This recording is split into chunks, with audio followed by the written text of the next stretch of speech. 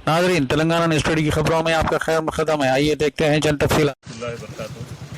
हम मूसी नदी के पास जियागुड़ा केशव स्वामी नगर के बिल्कुल सामने हम लोग हैं और पानी का देखिए, मूसा नदी का ये पानी का ये लेवल देख रहे हैं, यहाँ तक आ गया है।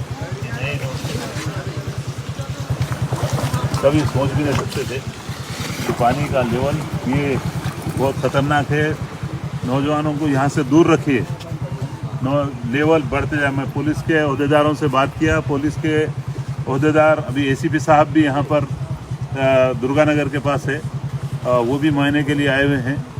और आवाम से, वालिदैन से गुजारिश है कि वो अपने बच्चों को नदी से दूर रखिए, अपने बच्चों को नदी से दूर रखिए।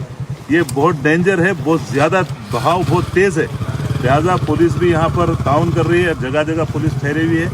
आप लोगों से गुजारिश है, अपने बच्चों को हिफाजत करें। छोटे छोटे बच्चे या नौजवान मंचले जो रहते, वो मजाक भी इधर नहीं आना चाहिए। बहुत तेज़ है पानी का बहाव और ये बढ़ने का इम्कान है, लिहाजा मैं गुजारिश कर रहा हूँ, जो अपने घरों के बड़े सरपरस्त हैं, अपने बच्चों को नदी के करीब आने मत दीजिए, मेरी रिक्वेस्ट है। अस्सलाम वालेकुम। पूरा बहाव